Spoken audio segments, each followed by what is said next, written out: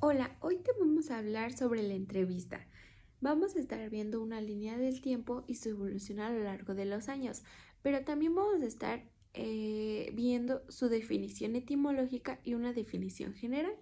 Bueno, hay que empezar. Estamos diciendo que entrevista proviene del francés entrevue, que viene del verbo entrevoir, que significa entre o mutuamente, y voir, que significa ver. También decimos que es una mirada hacia adentro, como una introspección, un intercambio de ideas entre dos o más personas, pero esto puede depender.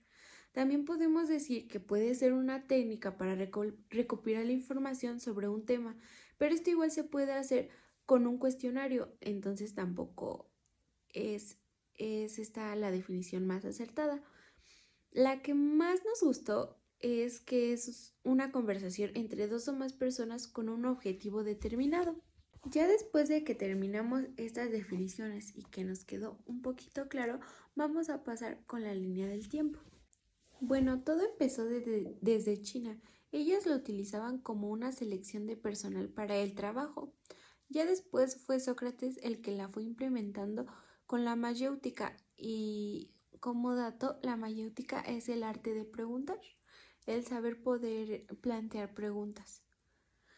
Ya después con Hipócrates, en el método diagnóstico, se hacía una anamnesis. Eran preguntas específicas a la persona o a sus familiares. Ya después Roma en discusiones filosóficas, ya que se buscaba limpiar el pensamiento de estas tensiones que se generaban. Evolucionó también en la Edad Media para los clérigos y acusados en la Santa Inquisición.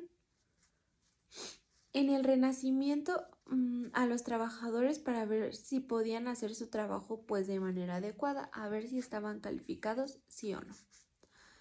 La Iglesia la utilizó con la hermenéutica y la confesión, y estamos hablando que la hermenéutica es la interpretación de textos originalmente sagrados, la traducción de la comunicación escrita. Ya después le introdujo el periodismo, pregunta en las preguntas y las respuestas. La primera entrevista escrita fue en 1619. Fue una conversación entre William Drummond y Ben Jonson, pero esta fue reconocida hasta 1859. En 1801, Freud fue el precursor de la entrevista. En 1859, Ron Segrelli fue el primero en entrevistar al líder mormón Brigham Young. En 1869, la psicología retoma las historias de vida y profundidad en aspectos emocionales, las cuales podían plantear preguntas para poder ayudar a hacer intervenciones y diagnósticos. En 1880 se publica la entrevista en periódicos de Europa. En 1900 las entrevistas periodísticas fueron introducidas a la radio, las cuales fueron un método de entretenimiento y comunicación para los espectadores. En la Primera Guerra Mundial se entrevistaba buscando características de personalidad en los enlistados para ver si estaban calificados o no.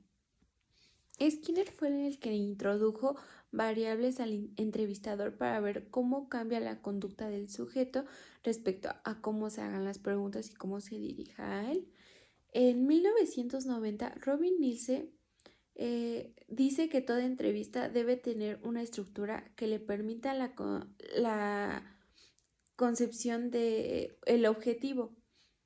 Y en 1989, José Alberto Ruiz Olabuenaga dice que la entrevista no es un interrogatorio, tiene que ser amistosa y no tiene que tener un esquema rígido. Puede ser más flexible para que las personas puedan entrar en un report y en esta confianza para que tú puedas aplicar tu entrevista de la mejor manera.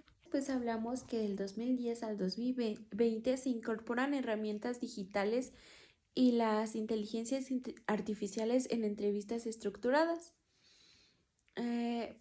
Hubo predominio en las entrevistas virtuales según un estudio de Farner, se estima que para el 2025 el 60% de las empresas incluyan entrevistas de trabajo digitales.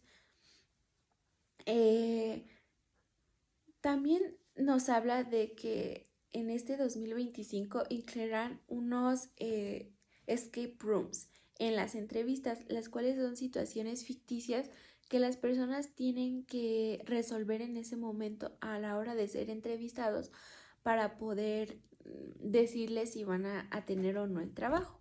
Y bueno, eso es todo. Muchas gracias.